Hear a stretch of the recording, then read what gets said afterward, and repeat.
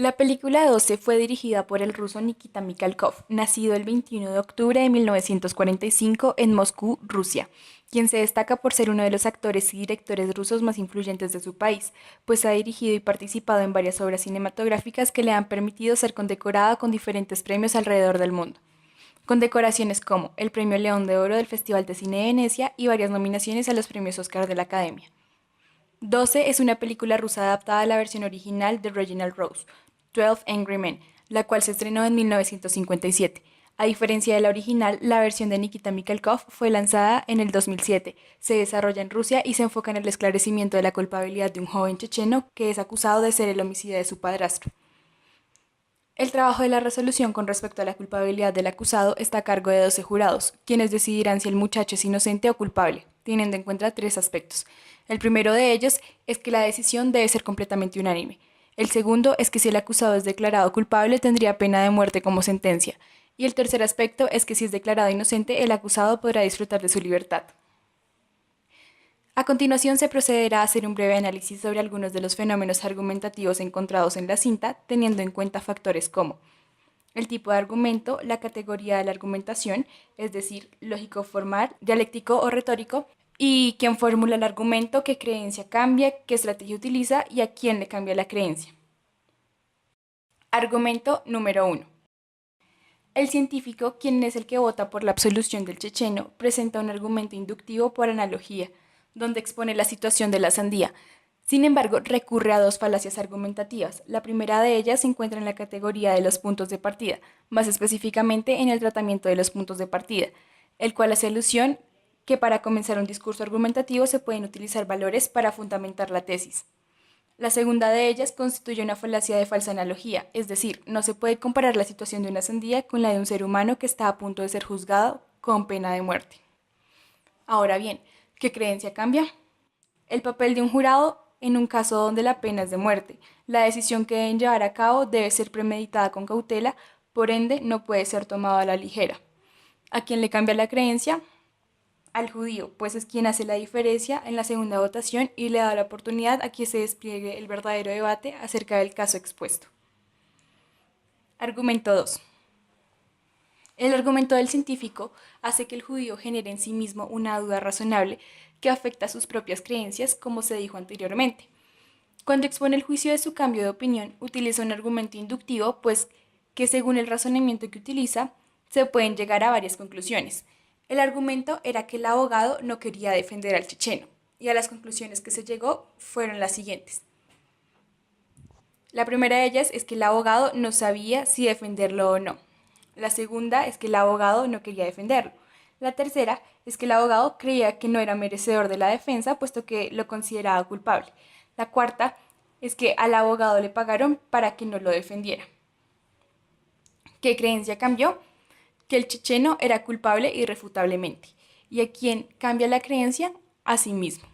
¿Qué estrategia utilizó? Identificar un argumento inductivo y sustentarlo a través de la dialéctica porque lo expone en forma de comentario. Argumento 3. El físico comienza a contar su historia de vida, específicamente un episodio en el que él estaba al borde de la desgracia, puesto que los estudios que había realizado en una patente no eran tomados en cuenta por nadie, y esta razón hizo que se volviera alcohólico. Sin embargo, un día, quienes son actualmente su esposa y su hija, creyeron en él y lo ayudaron a salir de ese mundo. ¿Qué creencia cambió? En este caso no se puede identificar como tal una creencia cambiada, puesto que el argumento utilizado no logró tal objetivo.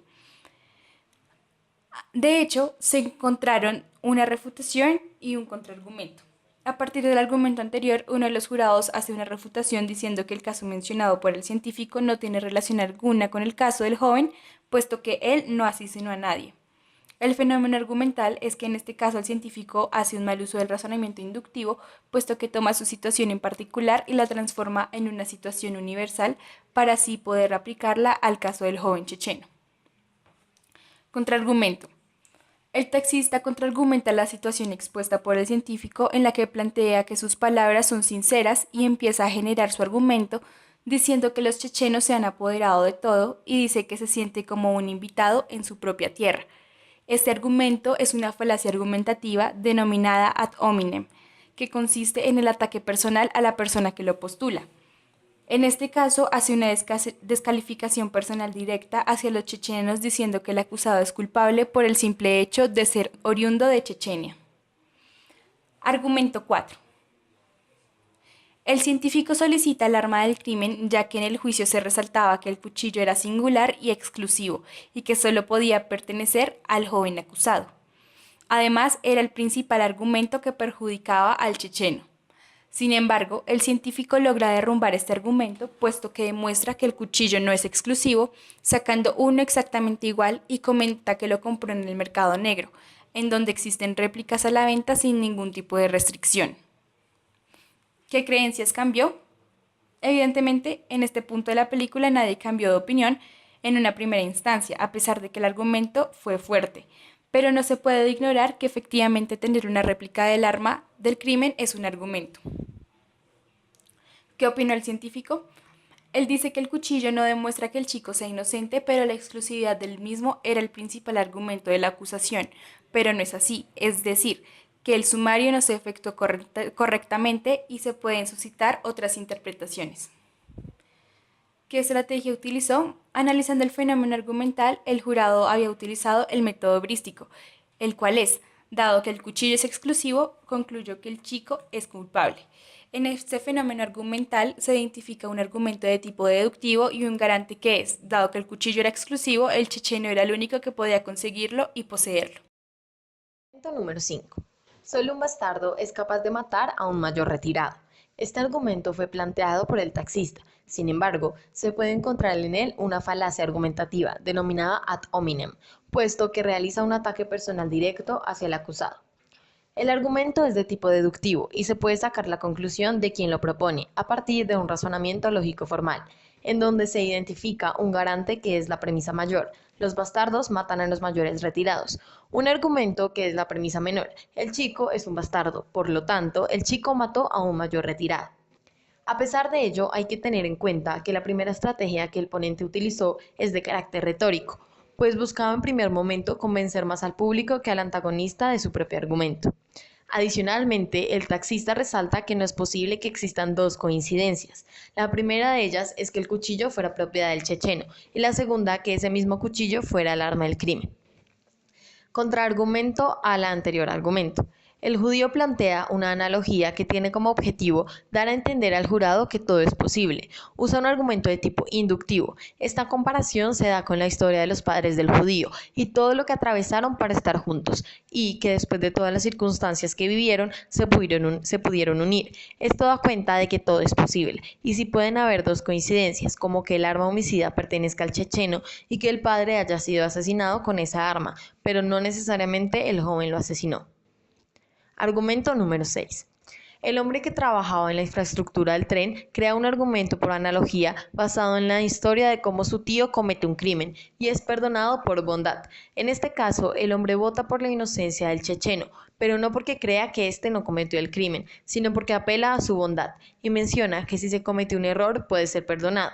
Adicionalmente, se analiza la existencia de una falacia argumentativa denominada ad misericordiam y consiste en violar, a su vez, una corriente argumentativa ética. Pues, en este caso, el protagonista busca ganarse a la audiencia apelando a la bondad del acusado, porque dice que se debe perdonar por bondad y se debe apoyar a la gente buena, pero no hay razones por las cuales se puede inferir que el checheno es buena persona. Entonces lo define simplemente porque no se ha demostrado que es malo.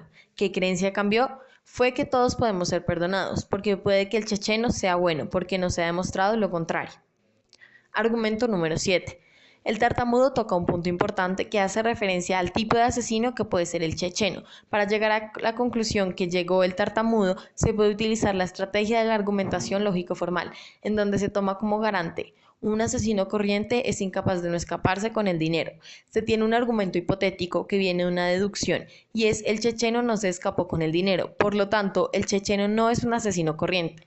Después de realizar este análisis, el ponente del argumento cambió su creencia con respecto a que un asesino común se hubiera robado el dinero. ¿Qué creencia cambió? Que el checheno es un asesino. ¿Quién cambió de opinión? Él mismo.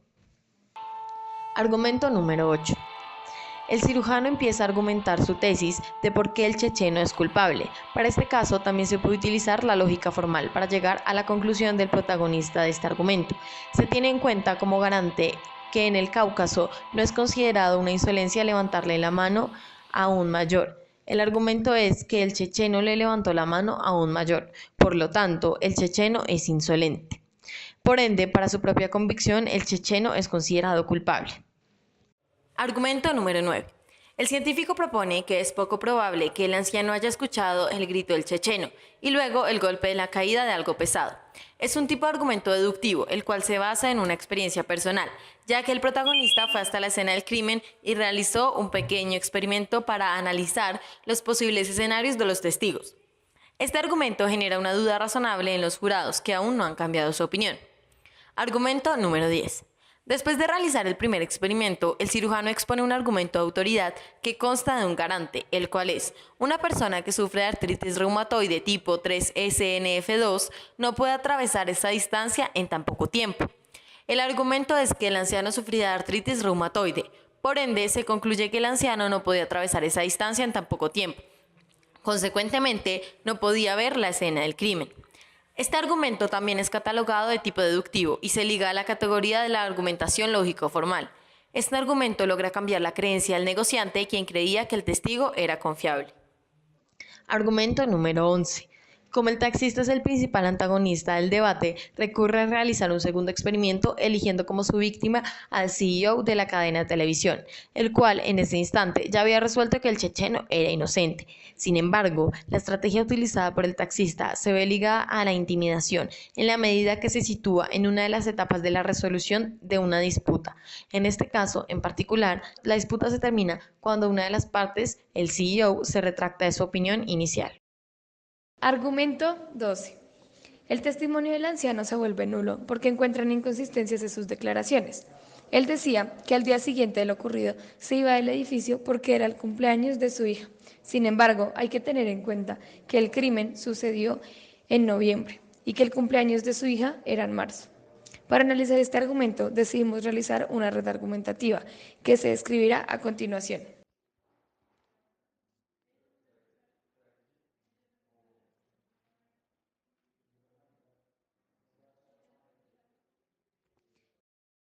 De acuerdo con el método heurístico, se tiene que, dado que el anciano mintió en la fecha de cumpleaños de su hija, concluyó que su testimonio es falso. Argumento 13. Uno de los jurados describe una situación que será contundente para el esclarecimiento del caso del checheno. Esta es que la constructora del edificio vecino necesitaba que el recinto en donde habitaba el ahora difunto se encontrara desocupado para poder proceder con la construcción de un edificio de lujo.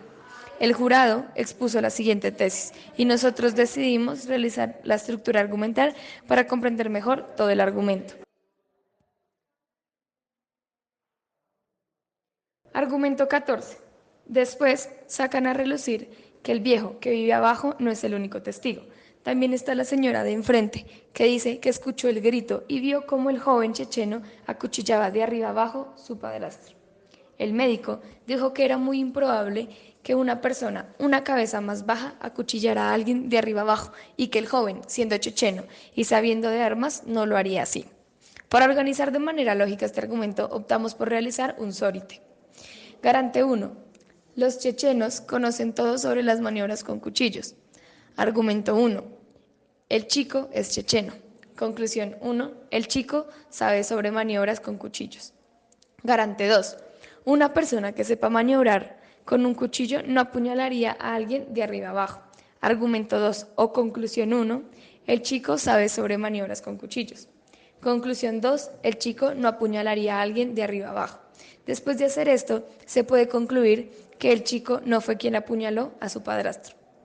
Argumento 15. El director del cementerio recurre a un argumento por analogía de tipo inductivo y cuenta la historia de cómo hace trampa en la asignación de las fosas para los difuntos. Al él exponer esto, cambia una creencia. Esta es que los jurados nunca han hecho trampa, pero él demuestra que cada uno ha hecho trampa a su manera. Esta argumentación está ligada a la categoría de la argumentación retórica. Argumento 16. En el caso, habían dos testigos. Uno era un viejo y el otro era una mujer.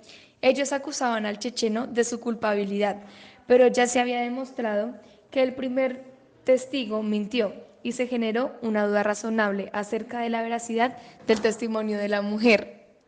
El científico dice que su testimonio también es inválido, que la señora no pudo escuchar el ruido ni ver al joven checheno acuchillar a su padrastro, porque era muy lejos. Solo pudo ver sombras, pero que ella lo había dicho por celos, porque ella deseaba y estaba dispuesta a ver lo peor en el joven, porque era el único impedimento para estar con el padrastro. A partir de este argumento, el taxista, quien era el principal antagonista de todo debate, generó en sí mismo una reacción, representada en forma de recuento, que le permitió generar una analogía personal y consecuentemente cambiar su opinión respecto a la culpabilidad del checheno. A partir de esa analogía, basada en la historia de cómo él golpeaba a su hijo por los celos de su esposa, hasta el punto de que el niño se quería suicidar, cambiando su creencia y llegando a la conclusión de que si él votaba que el checheno era culpable, era como si nuevamente golpeara a su hijo. Con esta analogía cambia la creencia del taxista y del 10º jurado. Argumento 17. Después de la última votación, que la mayoría deciden que el checheno es inocente, asumen que ya se acabó el caso, pero el moderador de la votación decide que él no es inocente. Argumenta por qué. A continuación, se mostrará la red argumentativa que sustenta su tesis.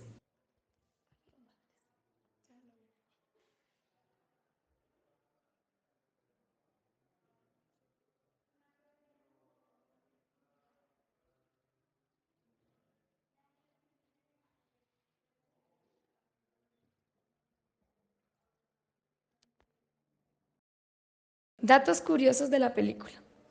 El pájaro, la estampa de la Virgen, el canal de televisión era número 12, la fecha del día de decisión era 12 y eran 12 jurados.